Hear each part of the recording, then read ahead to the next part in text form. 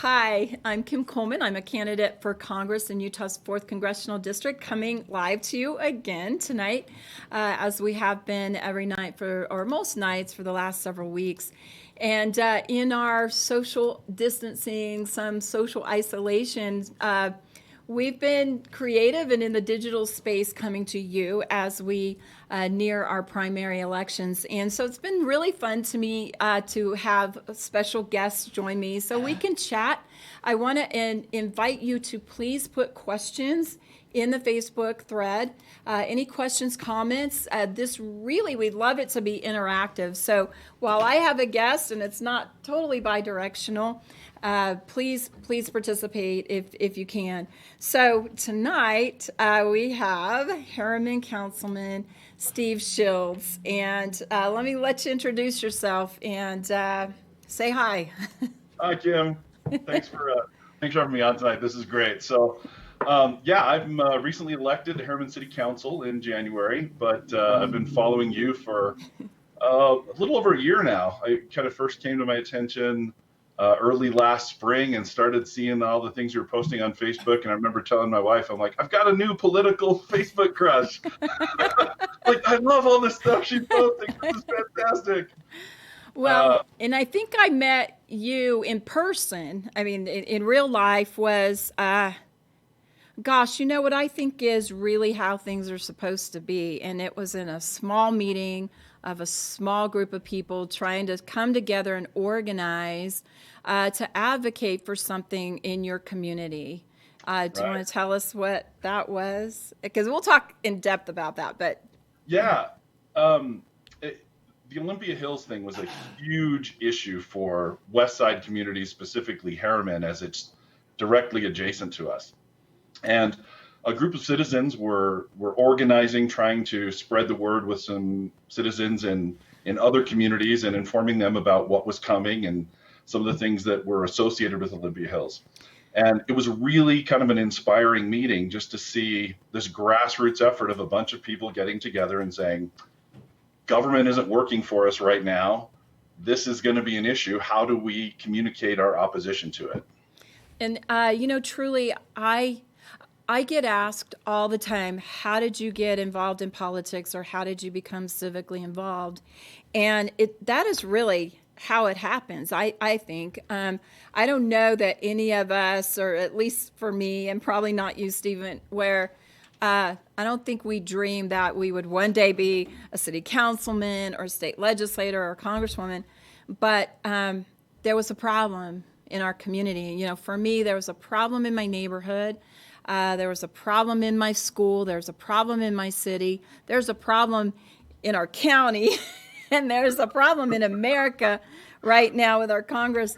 And stepping up and saying, we got to do something. And who's going to do something about it? But, coming together. And how much do you think that this issue influenced your decision to step up and be a decision maker and a problem solver for your community? That's a good question. I've considered this several times, trying to explain that yes, it did influence my desire to get involved.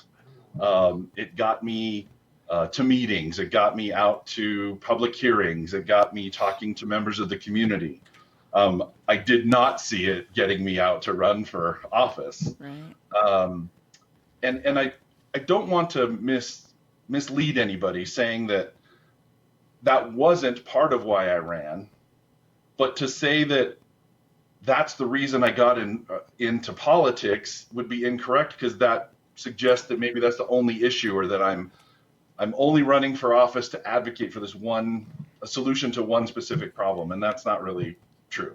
But sometimes it's one single problem that, like you said, opens your eyes, Right. gets you out, gets you moving, and gets you. I think for me, was realizing that a citizen can make a difference. That a Right. regular single citizen can make a difference, and then when you combine that with four other citizens in a library, and something gets started. And then you realize, citizens really can be empowered to advocate for their community, their rights, their government, and So if this was your eye opener, maybe there were other things, but sometimes it's the thing that pushes you over and says, okay, enough. We gotta get together and do something. I think more than anything is it got me involved with groups of people that were looking for good people to help get involved. Does that make sense? So I Oh kind of yeah. got exposed to the recruiters, if you will.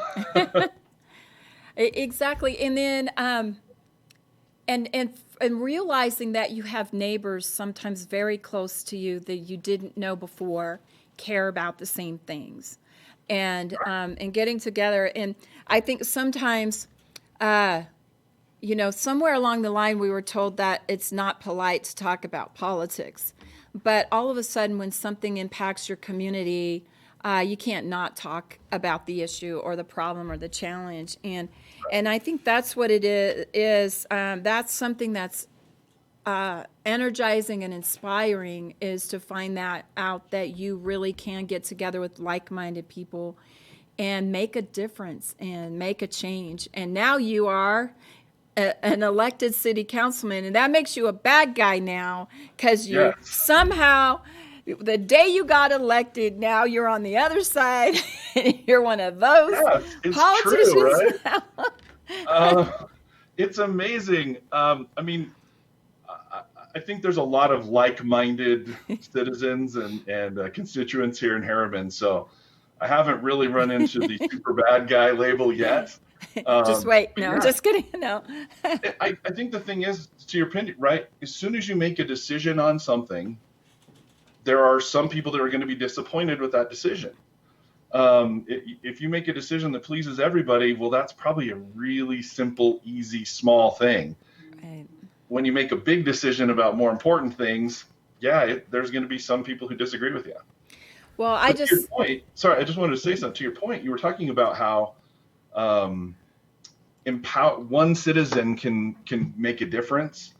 I think that is a highly underestimated power, and is something that I think citizens should be understanding and be willing to take on that mantle of responsibility, because that's the only way we're going to get things fixed.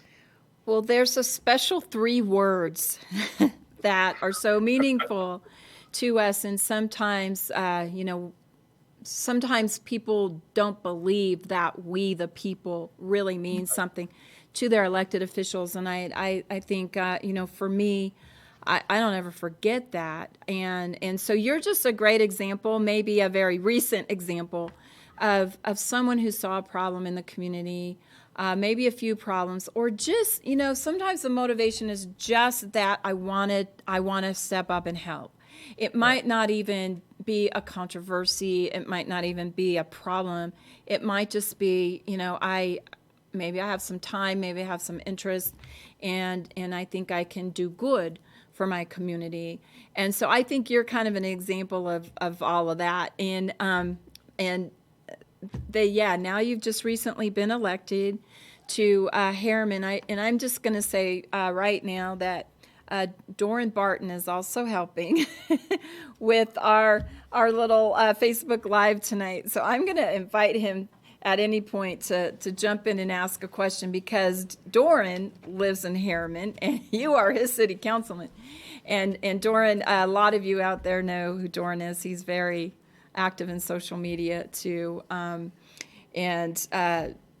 and bring some humor to politics as well. So we don't ever take ourselves too seriously.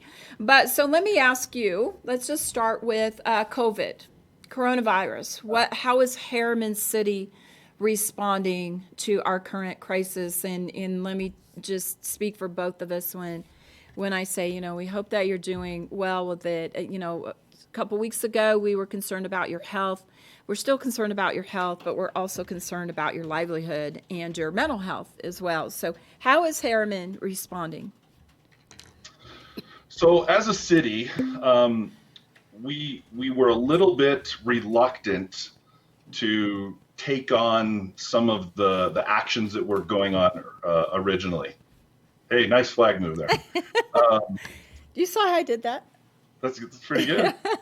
Um, we saw some of the actions where the county was talking about some things. Some other cities were starting to take some of their initial actions. We were a little bit reluctant because we just saw that these are big actions by government. Government wields a lot of power, a lot of influence over things. And when government starts making mandates or orders or things, that's pretty heavy-handed. We wanted to be really clear and I think really deliberative in our decision making.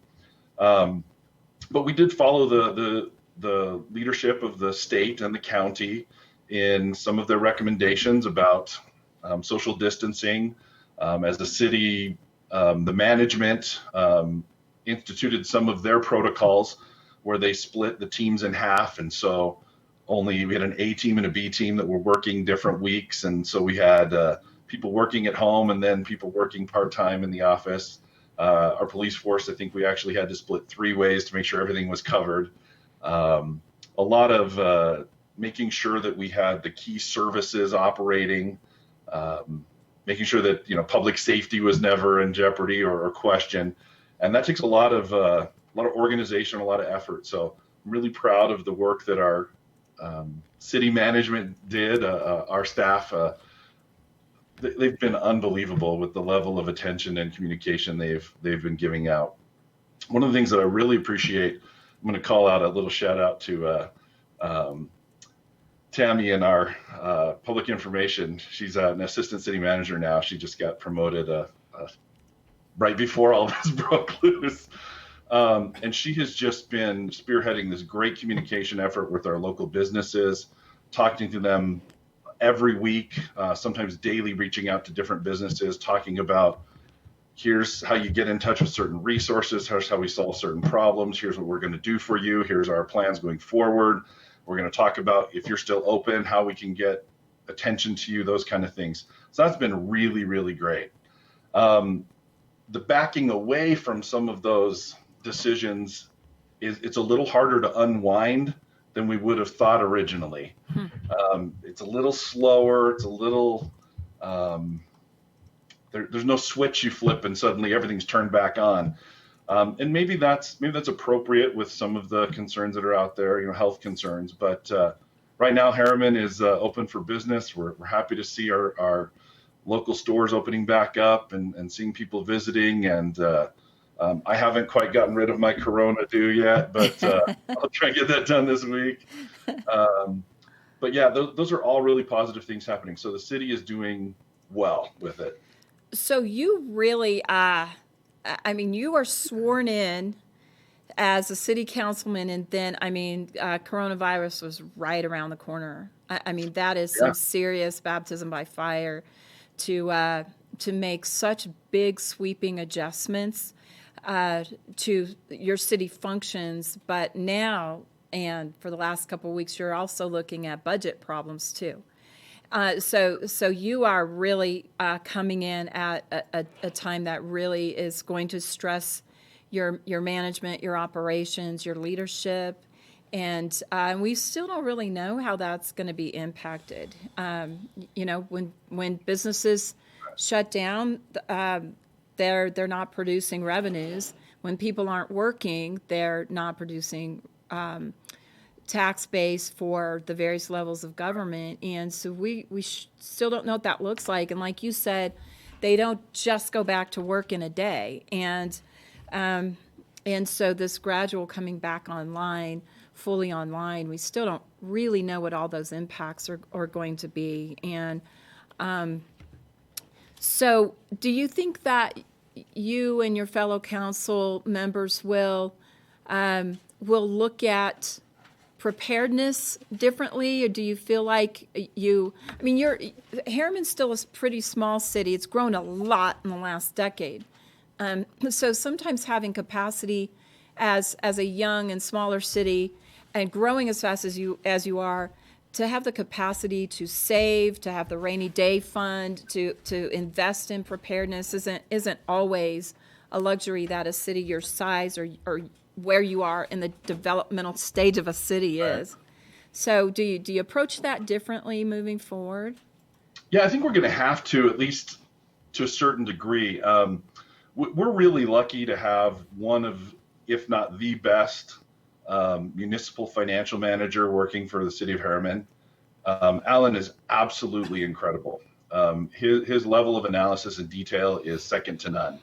Um, the way that he's been able to accumulate data over 10 or 20 years, using it as baselines to do projections, he's got his finger on the pulse of what's going on. He's communicating those updates to the city council pretty regularly. So as we've been having our budget discussions and getting ready and talking about things, I mean, he's down to the penny saying, hey, this is what we saw in, February numbers, is what we're seeing for March. We're still kind of waiting for that, March results to fully come in and see where the impact will be. Because, yeah, that is going to impact what decisions we make going forward, not only for the upcoming budget, but to your point, how do we make sure that we don't get caught with our pants down again, right? Yeah. There's no warning sign for a pandemic necessarily happening, or an earthquake happening in the middle of a pandemic. Oh yeah, there was that. Earthquakes too. Just things happen, right? We had some damage to some buildings out here in elementary school and some things, but you don't get a warning for some of these things, so you do have to prepare. I'm really excited, that I think we've done well. We did have a good group of supplies, masks for the police force and, public works, and good organizations, great teams that have been working under semi-emergency conditions before. We've been tried with the machine gun fire that happened up in the hills here, city evacuation. So I think we're lucky enough to at least have a pretty good management team. Sorry, I don't mean to just brag about the city, but I think they're just doing such a good job right now. That's great, and that usually is the test, right? Is a crisis of how well your team can come together and respond. So I serve in the state legislature.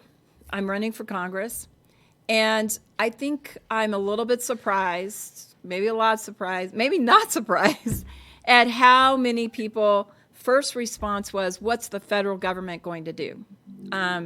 What do you think the role is? And so we've got the state legislature responding. We have CARES Act with the federal government. And then you've got your individual county governments, city governments responding. Whose job really is it to be prepared? Man, that is the question of the ages, right? I have always been a big proponent of trying to take care of myself and my family. I've tried to, set aside savings and food storage and supplies and camping equipment and all kinds of things over years, accumulated. So I think that, we can try and take care of ourselves in a certain, emergency circumstances. Not necessarily everybody has that luxury to accumulate all of those things and do things. So we understand. But I would say this. I think in almost every question, the answer is the smallest form of government closest to the people is where you're going to get the best answer. That's right. So, sorry, I'm glad you're running for Congress, and I think you're going to do great there, but we're not sending you there to solve all our problems. Oh, really? Yeah, no. Yeah, the federal government is definitely not going to be the best place to solve problems. I agree with you. That local control, that local response. And, the federal government now has sort of done its best, I guess, so to speak, to do a one-size-fits-all. And it just doesn't ever work that way.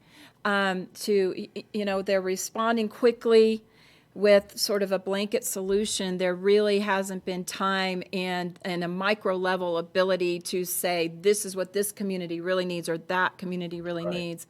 So really having the state in a position to make calls more specific to our state and then the local communities, absolutely 100% better. And so, yeah, I'm always concerned when people say, well, what's the federal government going to do? Right. Oh boy. So, Yeah, that's the wrong question to ask. I think, man, just there are things that the federal government is great at doing and should do. National defense, great. Um, treaties with other countries and things, those are great. But when it comes to trying to figure out how to solve a community's medical issues, it just doesn't work there. And I'm not trying to criticize what our government's done or praise what they've done. That's not really the issue. It's more of a principle thing that I truly think that our city government in Herriman knows far more about what the citizens of Herriman's needs are than members of Congress in Washington, D.C. okay, so that's a great segue to what county government is doing to impact your city and what state government is doing to not help so much. And Right. but we have a question, so let's take this question real Go ahead. quickly. Okay, Steve, this is Doran, Doran Barton. You can't see me because I'm behind the camera, so you'll just have to be content with me as a I have disembodied your voice. picture on my screensaver, so it's fine. So I have a question related to Harriman's ability to weather the storm with COVID and whatnot. My question is really because Herriman is kind of lacking compared to nearby cities in terms of commercial footprint. There's a lot more homes versus businesses compared to, say, Riverton or South Jordan. Does that actually put Herriman in a better position to weather the storm because it's not reliant on businesses as much? Well, can I just add a part B to that question too? Is when you have a communicable disease like this, the more compact people are in a community, the more likely it is to spread. And a few years ago, we would have probably said Herriman is naturally socially distanced, but the particular development that previous councils have undertaken, it really has changed that. And now there's a whole lot of people on top of each other in your city. So the business aspect that Doran asks about, and then the physical, human physical contact piece. Yeah, so Doran, to answer your question, it is good news for our budget, meaning that we're impacted less than others. The other thing is that the kind of businesses that are operating in Herriman were many that could at least stay partially open during the quarantine. We have a lot of, restaurants, fast food chains, those kind of things. Even some, banks, credit unions, things like that. They were all able to stay open and keep working, keep serving the community. And so that's been really good to hear. That's why I think our impact is going to be a little bit less than others. Now, to the second question, boy, that's a can of worms there. Which you don't really have the presence of the sickness out there, but once it hit your city, if it hits your city. Yeah, we just have to understand that there are, there's pros and cons to all kinds of rural to urban life, and it's a sliding scale of pros and cons along that scale. Where we're a little more suburban, almost into still attached to part of our rural roots out here, horse properties and some farmland and things. With that being out here, yeah, we are a little bit spread out, bedroom community, bigger yards. That's playing to our favor in this particular situation. In other situations, there's like you mentioned, where we have such substantial density of population in a really small area, which, and again, this is a conversation that's happened a lot, but with Olympia Hills specifically, the population density that's out there is unlike anything else, any other city in Utah. There's nothing to compare it to. It would be more akin to, downtown Boston or Chicago or New Jersey seaboard than anything else in Utah. So yeah, it's a little scary to think of what that kind of population density could do to spread something like this. Okay, so let's go Olympia Hills. Let's talk about that. Okay. It's kind of been one of my soapboxes for a little while, because it embodies so many issues that that government affects, from property rights to due process to things like that. I mean, Olympia Hills is just this microcosm of what is wrong with government, and where citizens can really find limitations. So let me set it up kind of the way I see it, and then I'll let you fill this in, because I really have, boy, man.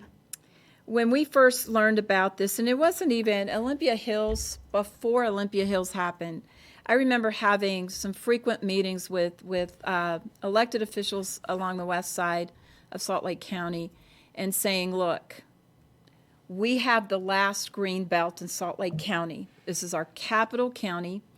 This is where we have a concentration of both population, business, commerce, education, everything, very concentrated already. And there's this one little strip of gold right alongside Right. the west side, which a lot of that has been contained in the House district that I represent. And I've had some pretty strong warnings to city and county officials that something is coming down because everybody wants this, and they're going to want to tell us, our local communities, what we should do with this, but they can't really do that. They can't really tell us. So then we start to see laws and ordinances that are going to limit that local land use authority. And historically, there's also concerns that cities and counties may have too restrictive of land use ordinances that may also adversely impact what might otherwise be a free market in development, in really what happens to land development in a city. But we really ended up seeing, absolutely, we had efforts in the state government to limit local land use authority with sticks and carrots. So, and a whole lot of sticks disguised as carrots. We Right. will give you these cool, awesome things for your city and for your area if you do what we tell you to do. And that's supposed to be nice. But I think this is where we have seen that, what government can do, other levels of government can do to limit more local government in what they can do. But so then we see a development that wants to come in. You already described it, extremely dense, and this development wants to happen where there's really no infrastructure, and infrastructure is only part of the problem here. Right. And when it doesn't find a lot of favor, it goes to the county, and the county, and I don't know what they're looking at. I don't know if they're looking at revenue for the county in particular. You can also follow some of the political aspects of campaign donations as well. I won't get into that so much. But so now you have the county that says, okay, Herriman, you don't want this. We're going to put it right next door to you, right next to you. And you're going to have the same impact anyway. And then citizens of Herriman found themselves with not much ability to fight this. And, and I think one of the saddest things about this is how they're shamed about it. That, oh, you're just NIMBY, not my backyard. Right. You just don't like apartments. And you know what? This is what I found when I met you, Steve, in person, and when I met other good citizens at libraries, in high school gymnasiums and auditoriums, and in homes where people are starting to organize, is, you know what I found out? I found out that you guys are smart. Like, you're smart. And it's not that you don't like apartments. It's not that you don't like density for the sake of density, but you're smart enough to know what the real impacts are on your community in the short Right. term, in the long term. And that's what you're fighting against. And saying, you know, and you didn't have a say. You didn't have a say in this. So, so now what? Now what? We all kind of, a bunch of us fought against this. We fought with our city or with our county council. We fought in the legislature with our local representatives, but guess what? I'm outnumbered, and our local legislators are outnumbered because the whole rest of the state doesn't care. They don't care about what's going on in with Olympia Hills in our little corner of the valley, our little corner of the state, and but you had a voice. And Right. where are we with the whole situation? What's the recourse? Yeah, Kim, like you said, there are so many tangential conversations we could have about Olympia Hills, right? I mean, it is a can of worms.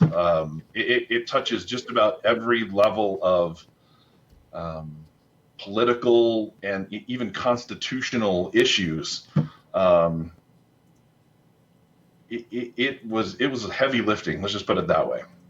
But to your point, I mean, the citizens that were largely vocal in opposition, some of the groups that were out here that organized, these were well-educated, highly intelligent, well-researched, deliberative, considerate citizens that spent an inordinate amount of time trying to get informed about what was happening. And have that kind of level of commitment and interest in research being dismissed as a NIMBY argument is really insulting. I mean, it was just truly indicative of the lack of understanding by our county representatives of the level of information that the people out here had. I'll sum it up this way. It was the wrong kind of development at the wrong time, in the wrong place, being decided by the wrong people. That's great. That is Right. the best summary of Olympia Hills I've heard. Absolutely the best summary of Olympia We Hills. can leave it at that. Now, full stop right there. There you go. Okay. No, look, I want to be really clear about something. There's a difference between a project and people. I want to say on the record, I've published it, I've written it, I've spoken in public meetings, I've said it in city council meetings. You can go back and look at all of it. I have been strongly opposed to the Olympia Hills development as the county approved it.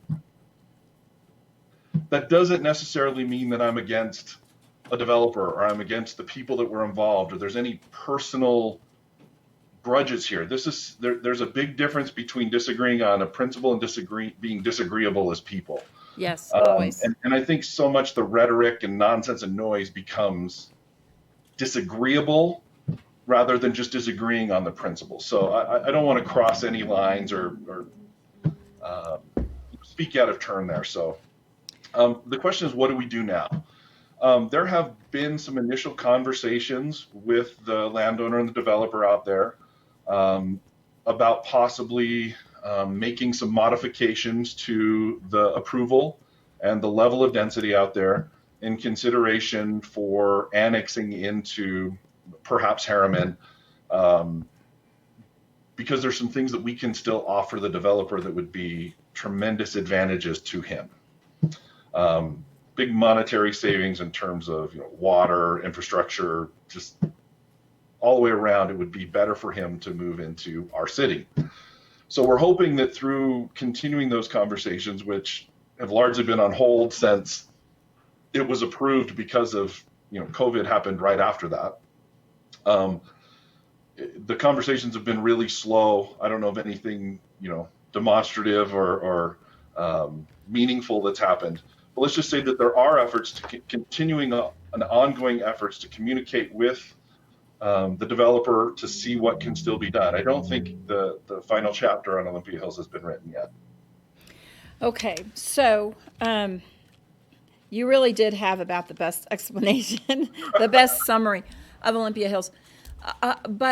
So I want to draw a parallel to what's going on, because you know me, Steve. I don't know how many times you've heard me say, "Question the crisis," right? Question the crisis. Question the crisis.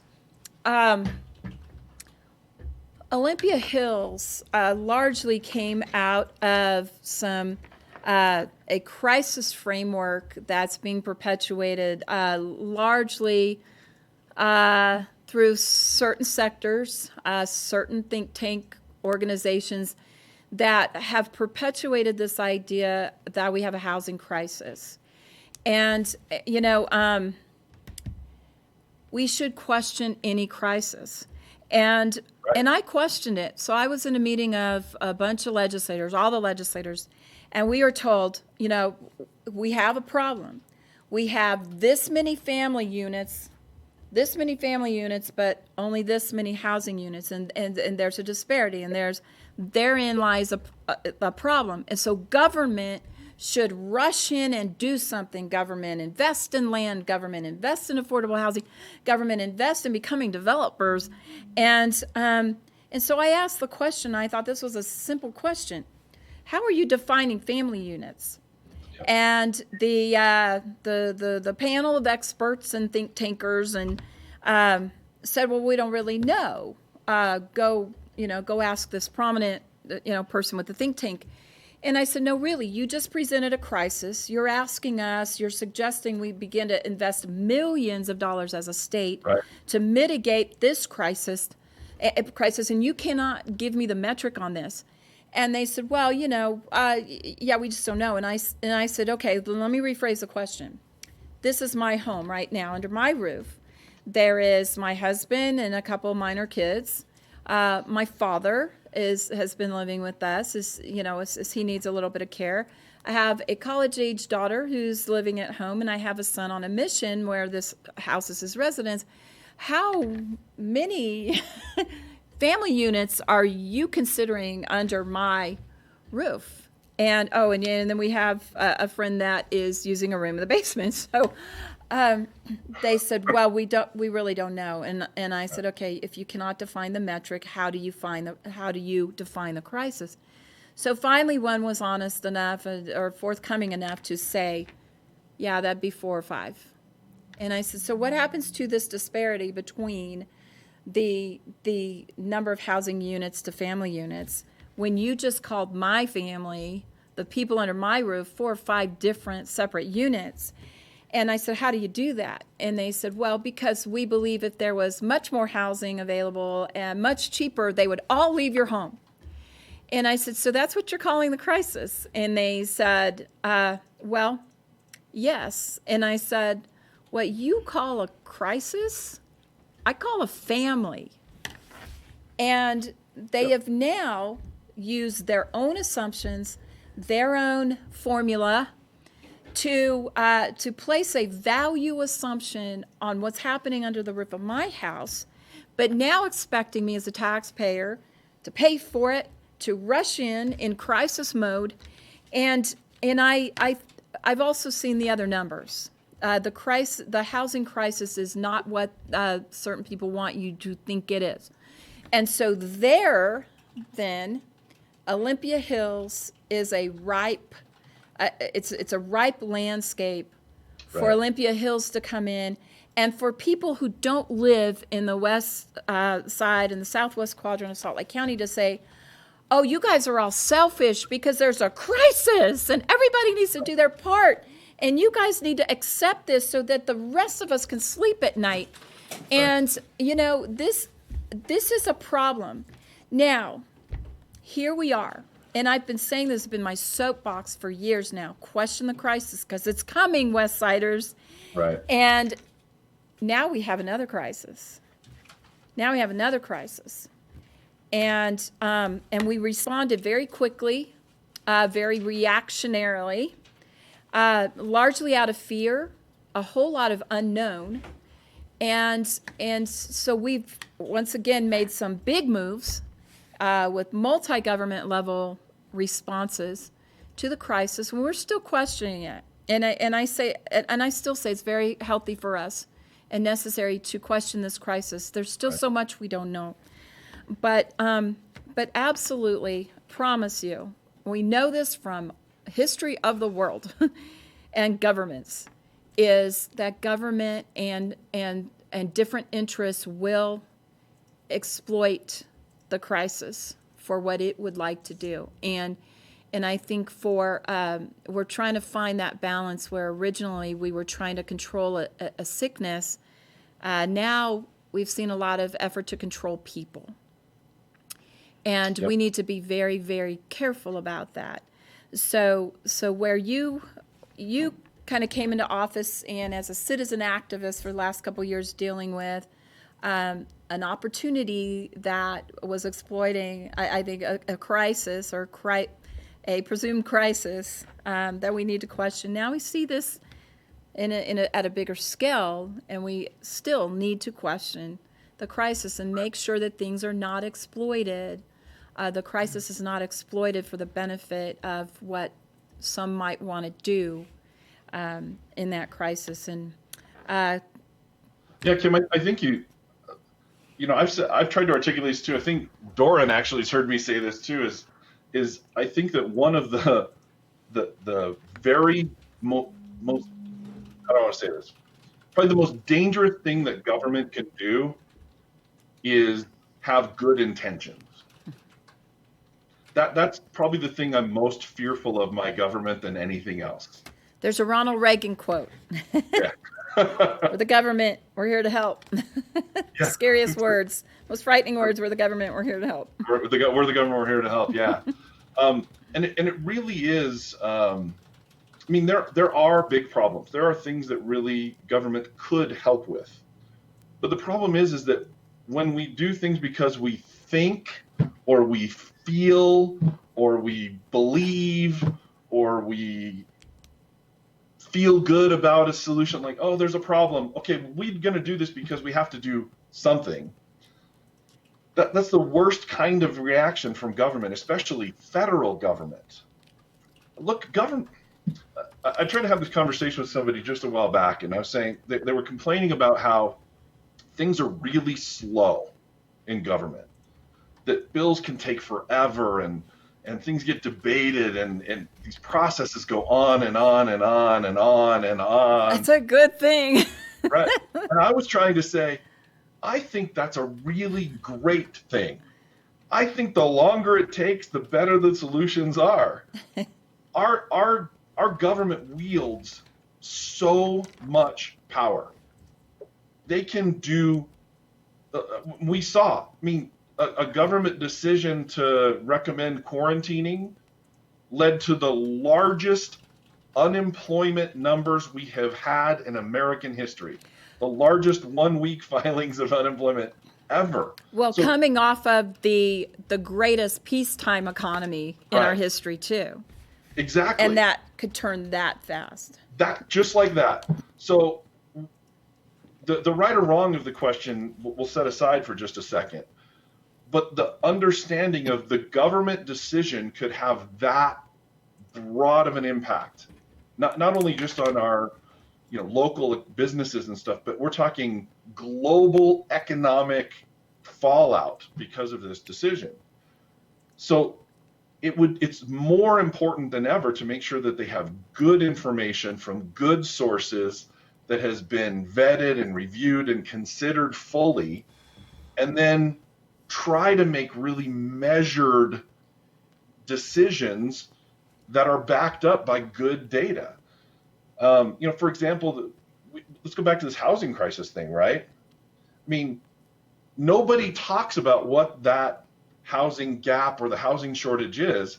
And there's a tiny little footnote if you read, I won't mention the name of the report here and the group that produced the report, but it was talking about the how families are having to double up, right? That's the thing. We have families, more than one family living together. In their fine print, it says, uh, for example, many of the households unable to find housing due to the shortage are living in shared household arrangements. American adults are increasingly sharing a home with other adults whom they are not romantically involved. This arrangement, known as doubling up or shared living, gained notice in the wake of the Great Recession. And nearly a decade later, the prevalence of shared living has continued to grow. So that's the framework they're using, right? One tiny little footnote of that particular paragraph says doubled up households are defined as having one or more adults in addition to the head of household and spouse or partner, such as an adult child living at home or a parent living with an adult child. Which I call a family. Which I call a Exactly. family. That's not a crisis that my 20-year-old lives at home. Okay, so to your point, I mean to this point, this is the point. Someone is defining something in a way that creates a crisis that doesn't really exist or doesn't exist to the degree that they want us to think. And why? Question that crisis. When I say question the crisis, why is it defined this way? Why is it hidden? Why do they not want to be more transparent about how they are defining the crisis, what the metrics are that are being used, because they have an objective, and that's what we need to always look for. What is the objective? And we have seen in the state of Utah a whole lot of millions of dollars of investment to respond to that particular crisis. And so I'm going to give one last example. We just have a few minutes here, but I want to just kind of close the loop on Olympia Hills here by way of another example of let's be very, very careful that some of our fundamental civil rights are not infringed. This is the time when we should be that much more vigilant, hyper vigilant, regarding our civil rights, because these are times when times that can be exploited. So something happened regarding the Olympia Hills that just still really has just kind of makes me a little bit just knotted in my gut, and that is, I'm not a big fan of initiatives because, like you mentioned, legislation is a deliberative process. When there are 104 people that get to come together, that represent 2.5 million people in the state that can deliberate on a bill, on a piece of public policy, and every step of the way, which is upwards of 10 or more different decision-making points of a bill going through the legislative process, where at every point a citizen can have input and influence on that progress of that bill, the state of the bill. They can help amend it, change it. The initiative process, as an up or down, it gets written once and there's just one vote. Not a big fan. It's not the best way to create public policy. But I'm a little bit more accepting of the referendum, because the referendum is the last step. The difference is an initiative is when, by popular vote, can create legislation. A referendum is the ability of citizens to get together as a backstop and say, stop, we want to come together and reverse something that's been done. And so with Olympia Hills, there was a citizen ability to seek referendum and try to exercise their, our citizen voices, if we had enough people that could come together and do this collectively.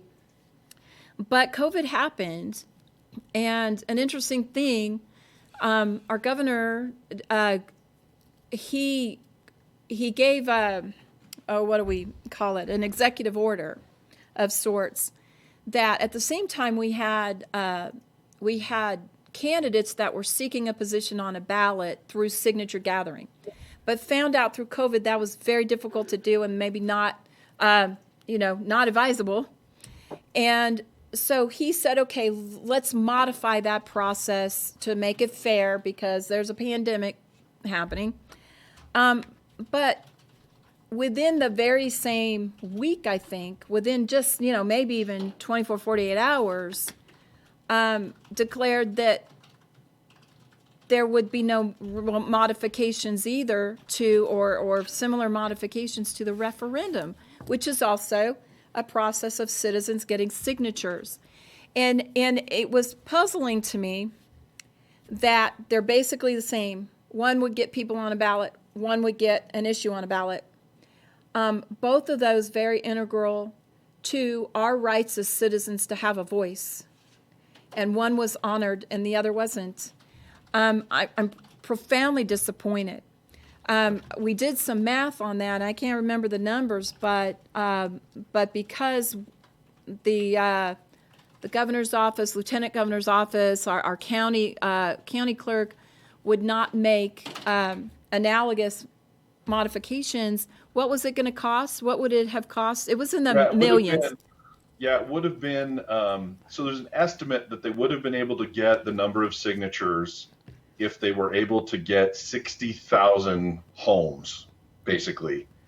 So there would have been 60,000 packets, each packet at 250 pages, basically, or 280 pages. I can't remember what it was. It ended up being something like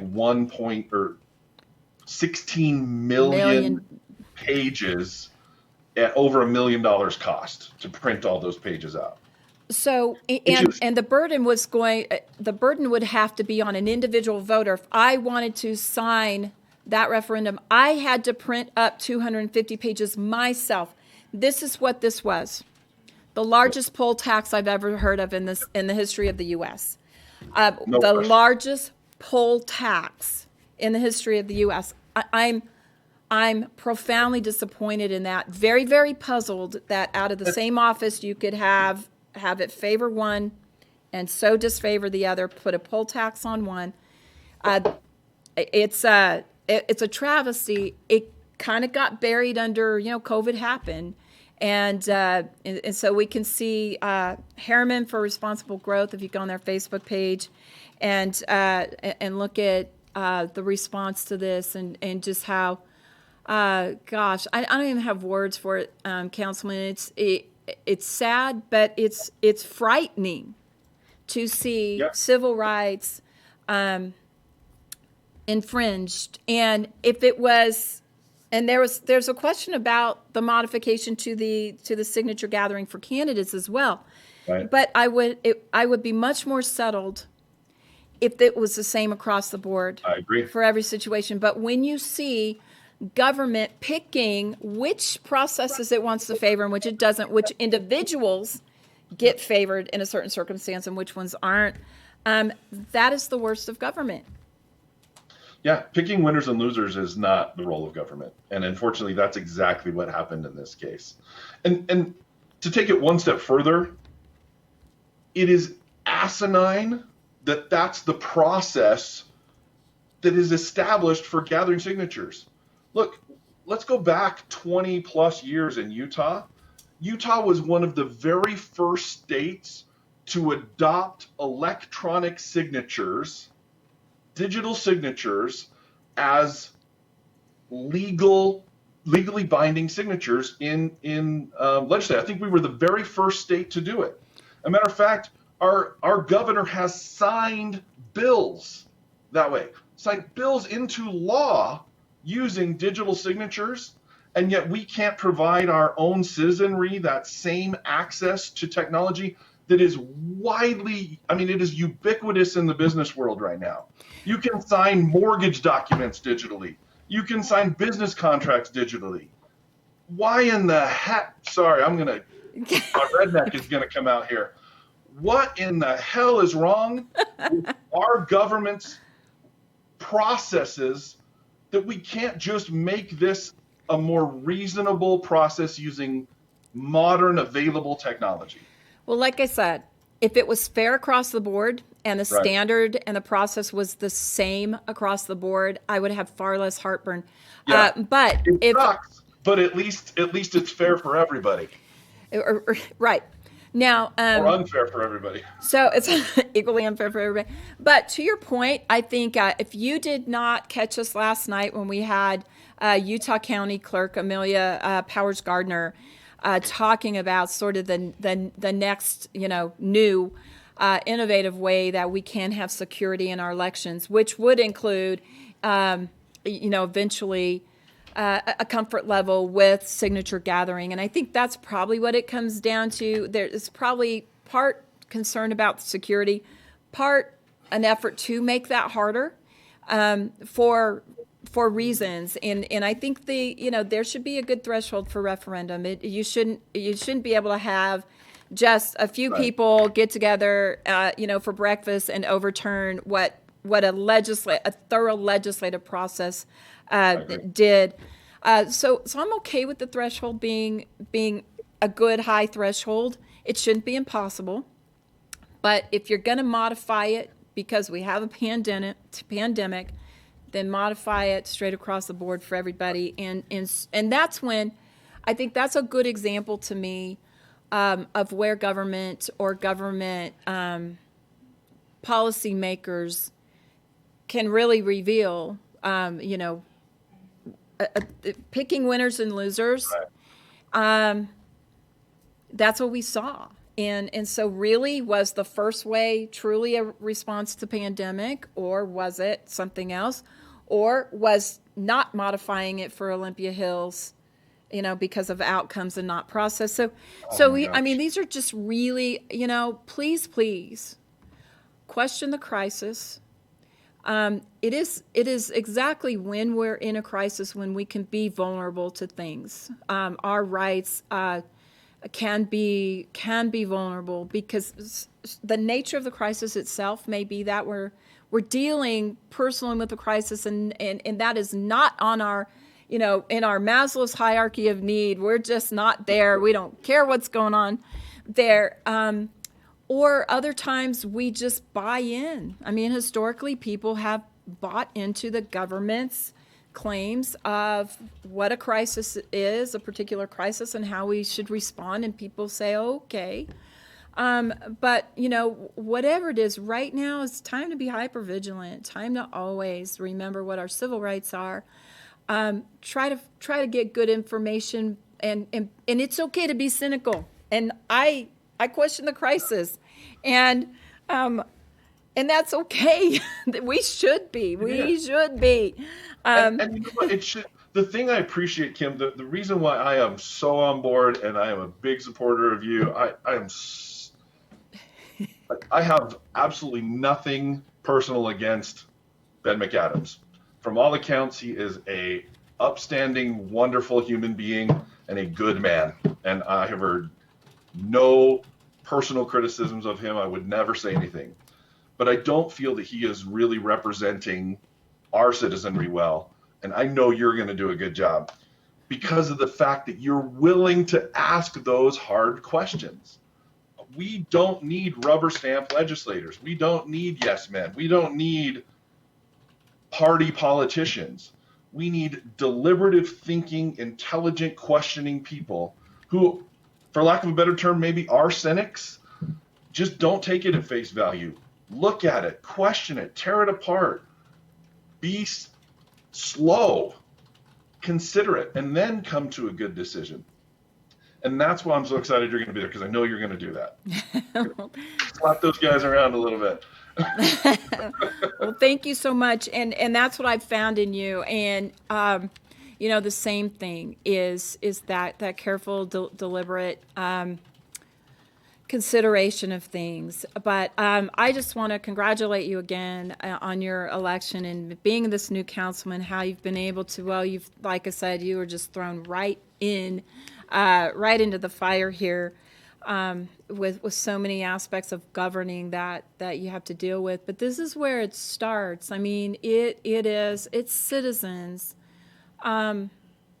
just looking around. And like I said in the beginning, citizens that, they want to step up to solve a problem, or they want to fight a challenge, or they just think they can do good. And like you said, the opportunity to meet people, more people, get to know your neighbors in different ways, and to serve in that capacity.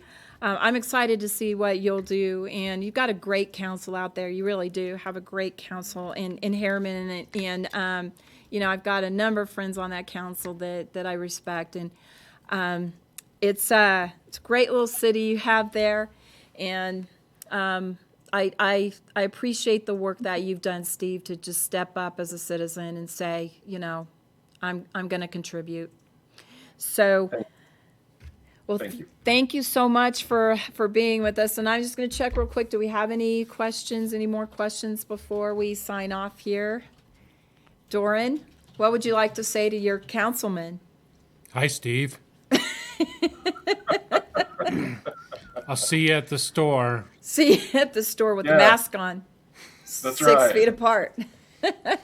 All righty. Well, thanks again, Steve, Councilman Shields, for being with us tonight. And thank you as well. If you're catching this later, as it's saved and archived, please feel free to continue to ask your questions. I'm Kim Coleman. I'm running for Congress in Utah's 4th Congressional District. I have Councilman Steve Shields of Herriman. He's endorsed the campaign because we've worked side by side again for a couple years now, fighting our fights to preserve our communities, our rights as citizens to have good quality of life in our communities, more local control, things like that. So thanks again. Thanks for being with us tonight, and be safe and avoid the illness if you can, and as much as we can, and working together through this crisis, especially as we kind of start to reboot here and reopen for business, and support your local businesses as they open up as well. So thanks again, and good night.